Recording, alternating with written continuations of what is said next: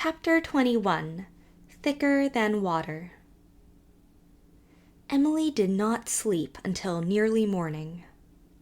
The storm had ceased, and the landscape around the old John house had a spectral look in the light of the sinking moon when she finally drifted into slumber, with a delightful sense of accomplishment, for she had finished thinking out her story. Nothing remained now except to jot its outlines down in her Jimmy book. She would not feel safe until she had them in black and white. She would not try to write it yet.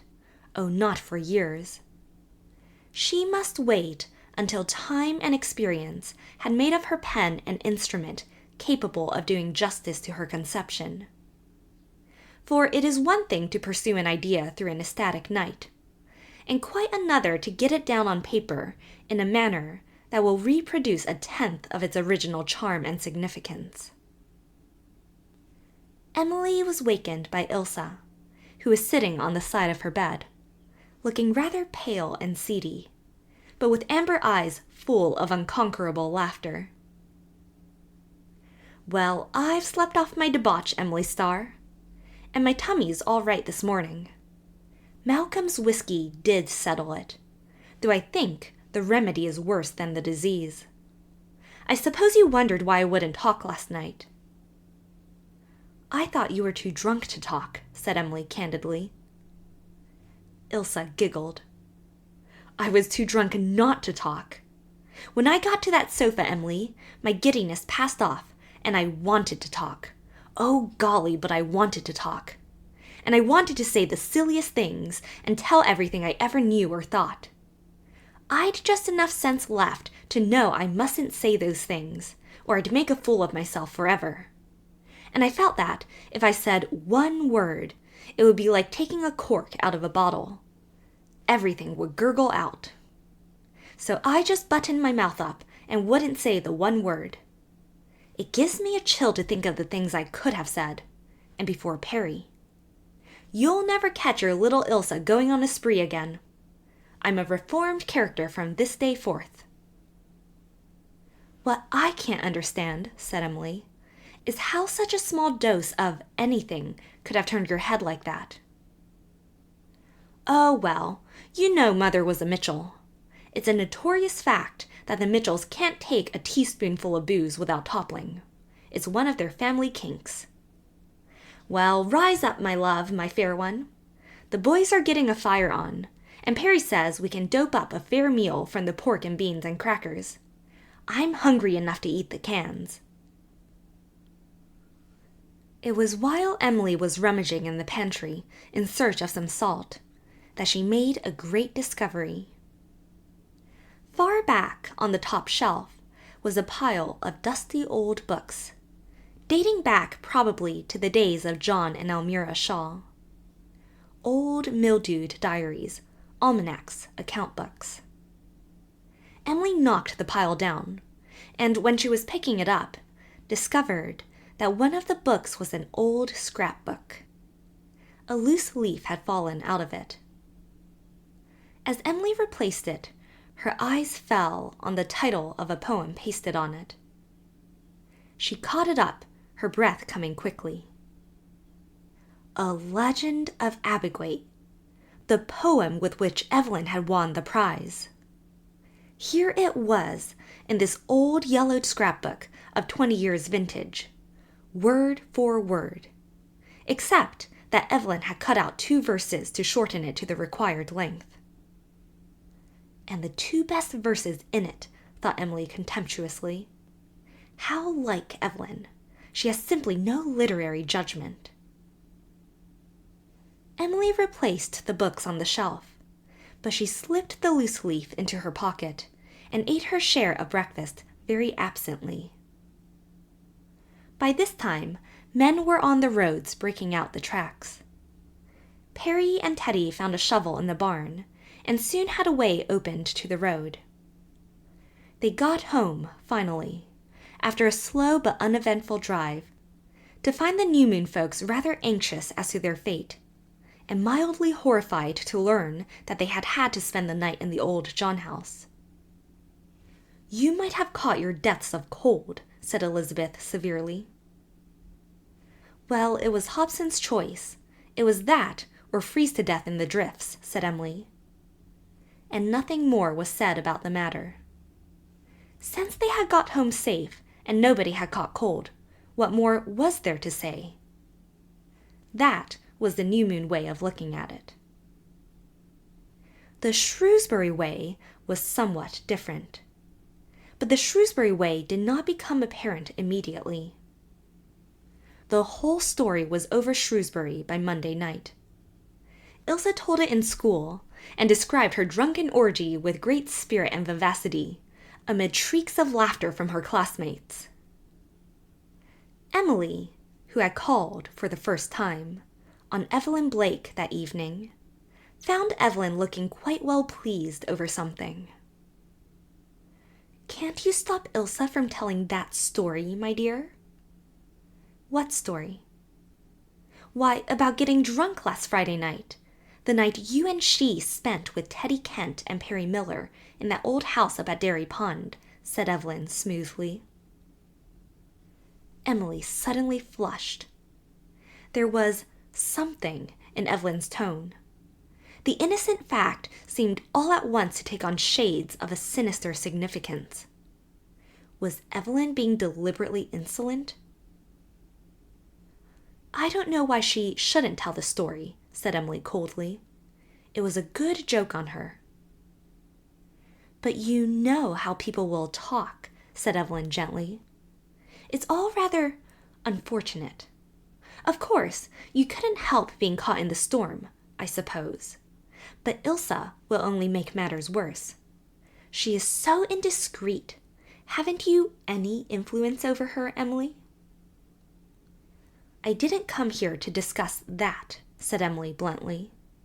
I came to show you something I found in the old John house. She held out the leaf of the scrapbook. Evelyn looked at it blankly for a moment. Then her face turned a curious mottled purple. She made an involuntary movement as if to snatch the paper, but Emily quickly drew it back. Their eyes met. In that moment, Emily felt that the score between them was at last even. She waited for Evelyn to speak. After a moment, Evelyn did speak, sullenly. Well, what are you going to do about it? I haven't decided yet, said Emily. Evelyn's long brown treacherous eyes swept up to Emily's face with a crafty, seeking expression.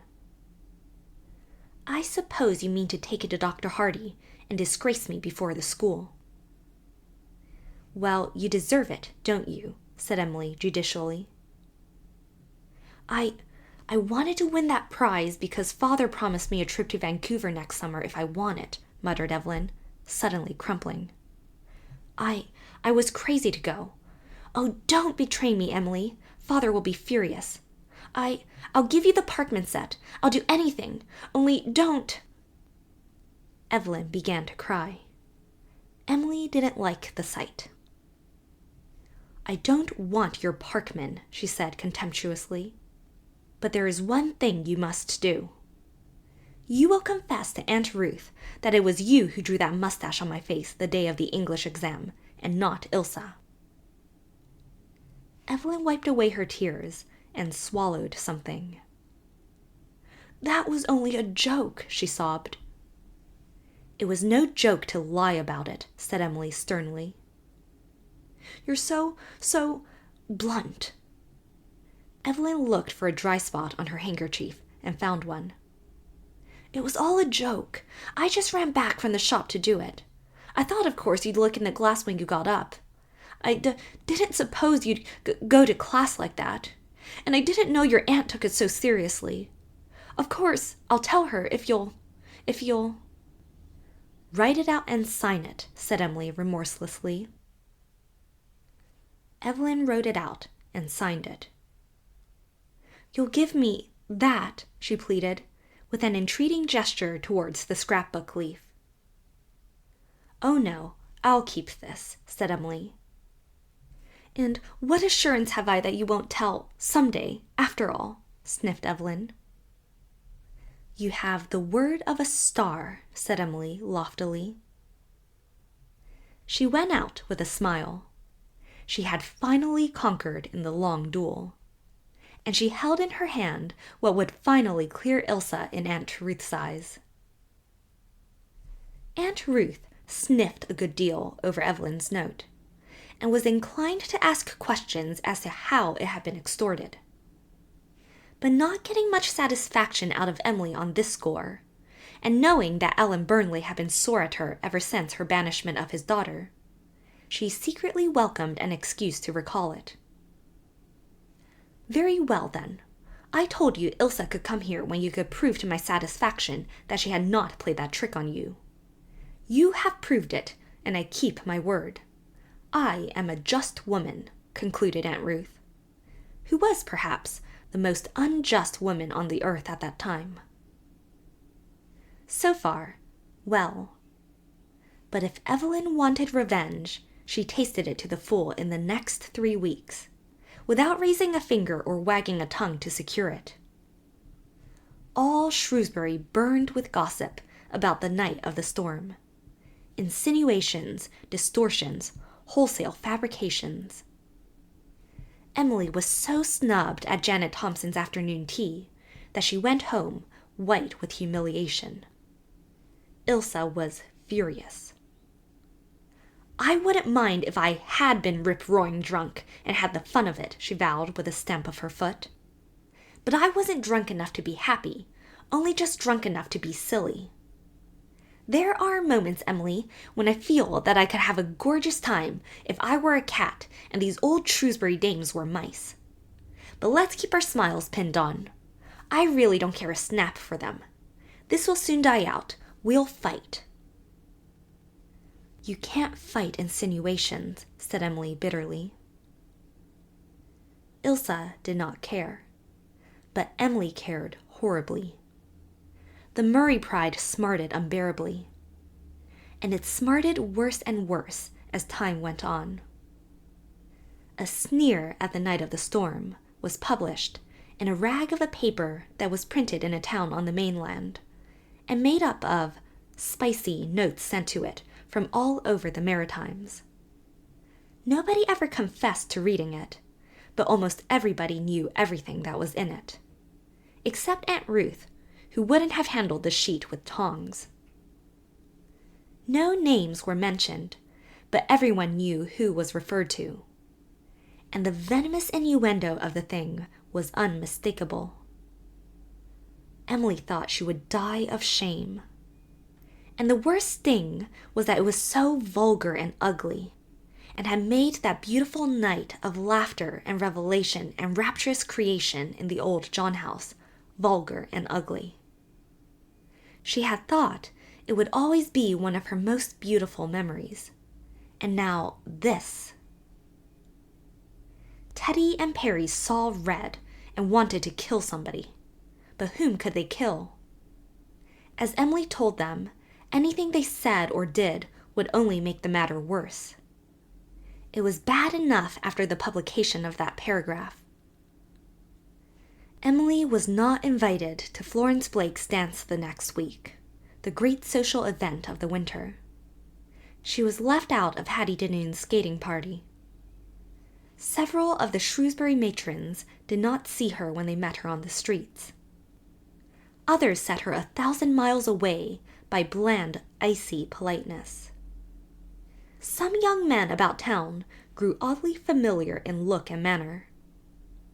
One of them, with whom she was totally unacquainted, spoke to her one evening in the post office. Emily turned and looked at him. Crushed, humiliated as she was still Archibald Murray's granddaughter.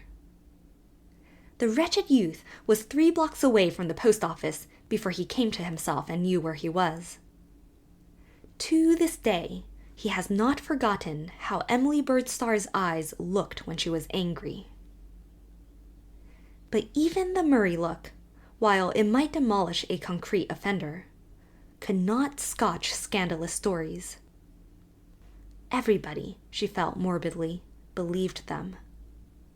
It was reported to her that Miss Percy of the library said she had always distrusted Emily Starr's smile. She had always felt sure it was deliberately provocative and alluring. Emily felt that she, like poor King Henry, would never smile again. People remembered that old Nancy Priest had been a wild thing 70 years ago. And hadn't there been some scandal about Mrs. Dutton herself in her girlhood? What's bred in the bone, you understand. Her mother had eloped, hadn't she?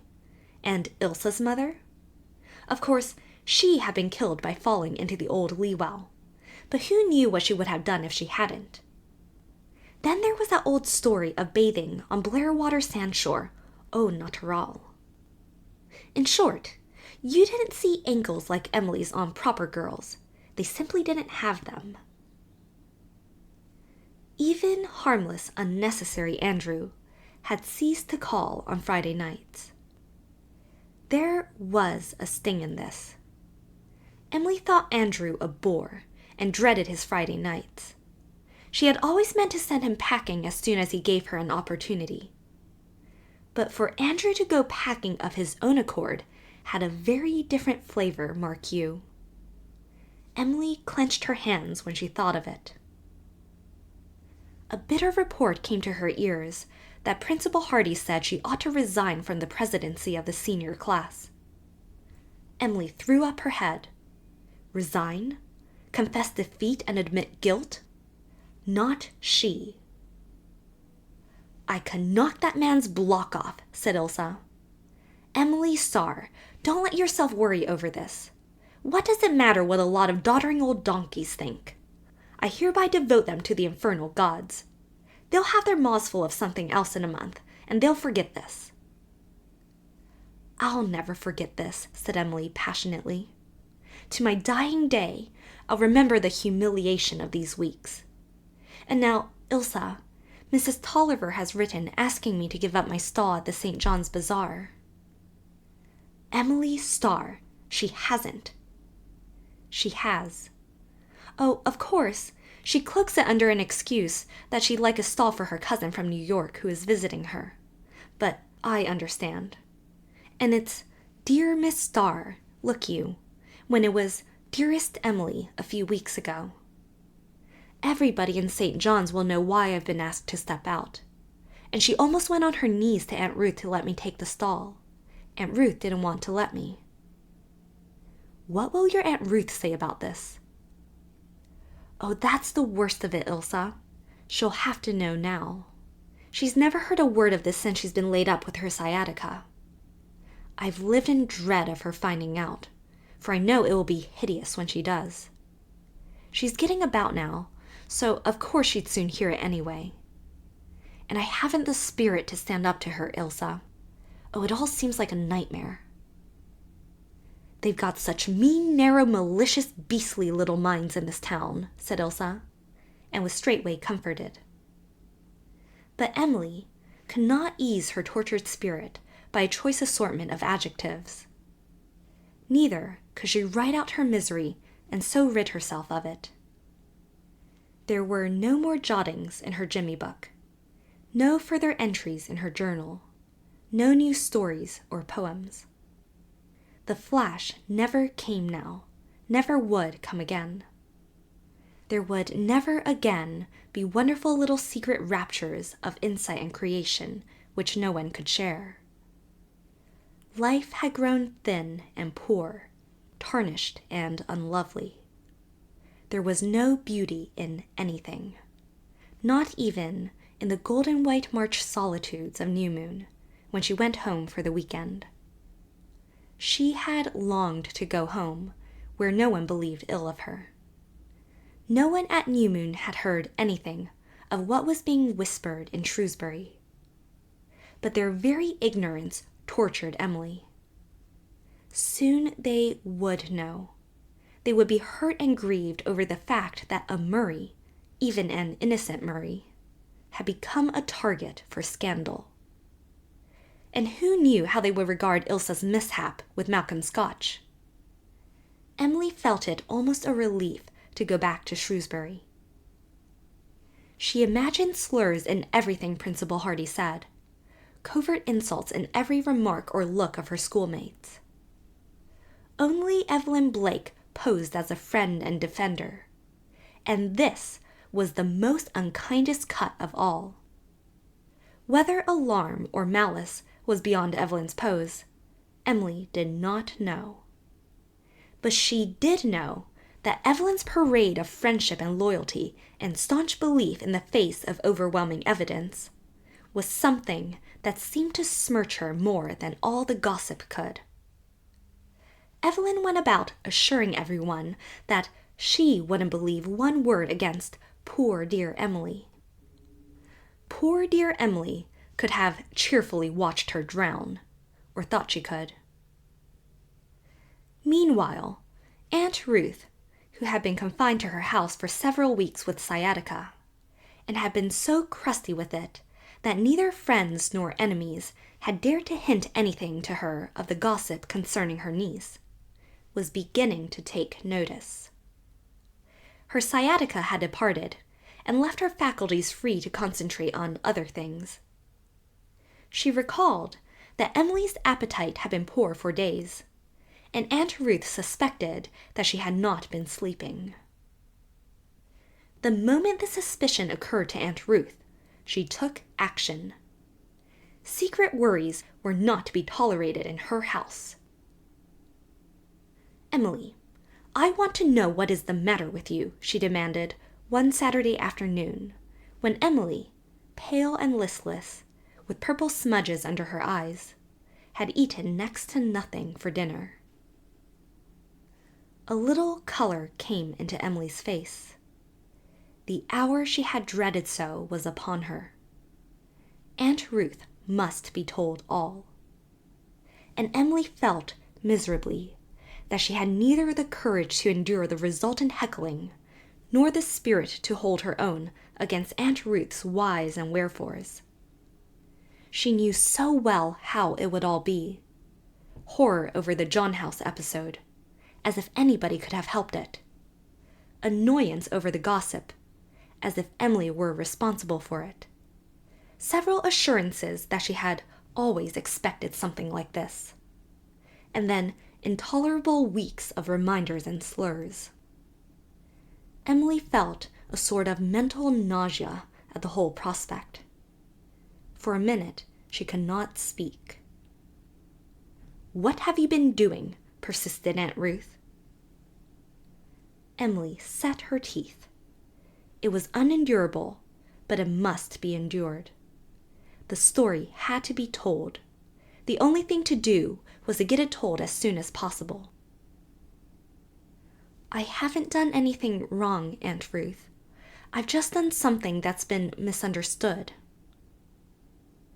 Aunt Ruth sniffed, but she listened without interruption to Emily's story.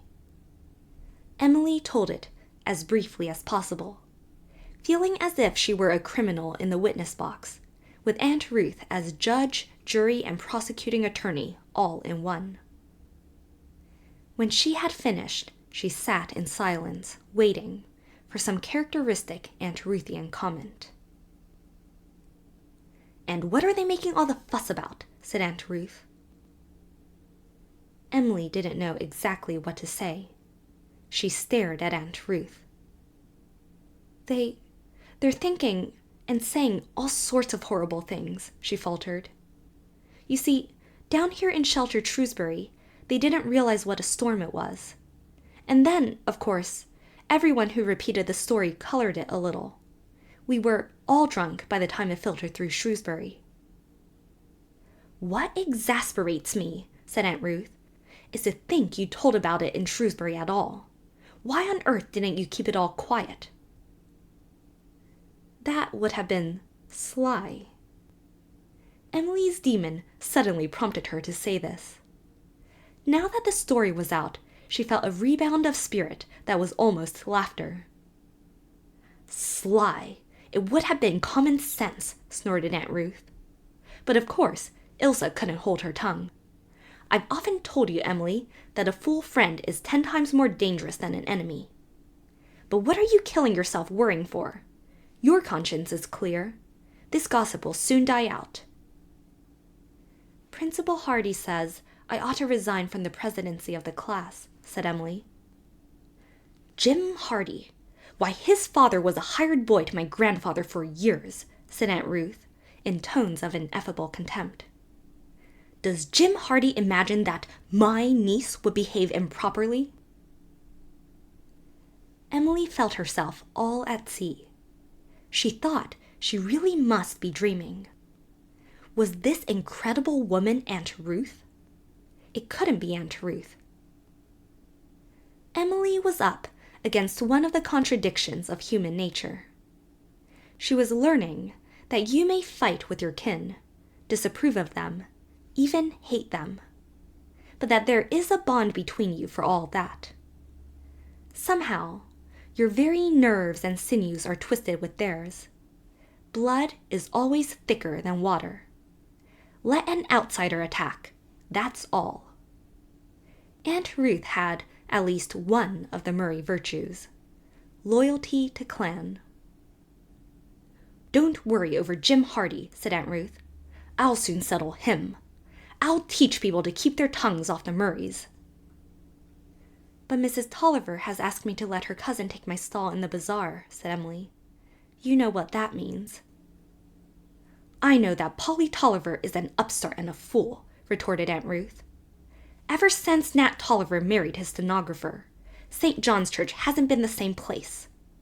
10 years ago, she was a barefooted girl running round the back streets of Charlottetown. The cats themselves wouldn't have brought her in. Now she puts on the airs of a queen and tries to run the church. I'll soon clip her claws. She was pretty thankful a few weeks ago to have a Murray in her stall. It was a rise in the world for her. Polly Tolliver, forsooth. What is this world coming to? Aunt Ruth sailed upstairs, leaving a dazed Emily looking at vanishing bogies. Aunt Ruth came down again, ready for the warpath. She had taken out her crimps, put on her best bonnet, her best black silk, and her new sealskin coat. Thus arrayed, she skimmed uptown to the Tolliver residence on the hill. She remained there half an hour, closeted with Mrs. Nat Tolliver. Aunt Ruth was a short, fat little woman, looking very dowdy and old-fashioned in spite of new bonnet and sealskin coat. Mrs. Nat was the last word in fashion and elegance, with her Paris gown, her lorgnette, and her beautifully marcelled hair.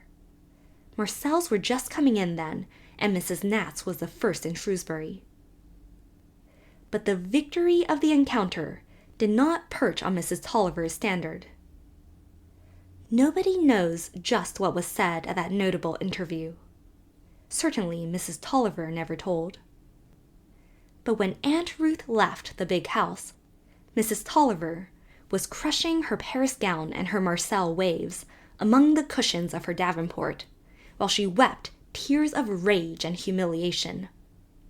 And Aunt Ruth carried a note in her muff to Mrs. Tolliver's Dear Emily, saying that her cousin was not going to take part in the bazaar, and would, dear Emily, be so kind as to take the stall as at first planned. Dr. Hardy was next interviewed, and again Aunt Ruth went, saw, conquered. The maid in the Hardy household heard and reported one sentence of the confab, though nobody ever believed that Aunt Ruth really said to stately, spectacled Dr. Hardy, I know you're a fool, Jim Hardy, but for heaven's sake, pretend you're not for 5 minutes. No, the thing was impossible. Of course, the maid invented it. You won't have much more trouble, Emily, said Aunt Ruth on her return home. Polly and Jim have got their craws full. When people see you at the bazaar, they'll soon realize what way the wind blows and trim their sails accordingly. I've a few things to say to some other folks when opportunity offers. Matters have come to a pretty pass if decent boys and girls can't escape freezing to death without being slandered for it. Don't you give this thing another thought, Emily. Remember, you've got a family behind you. Emily went to her glass when Aunt Ruth had gone downstairs. She tilted it at the proper angle and smiled at Emily in the glass. Smiled slowly, provocatively, alluringly. I wonder where I put my Jimmy book, thought Emily. I must add a few more touches to my sketch of Aunt Ruth.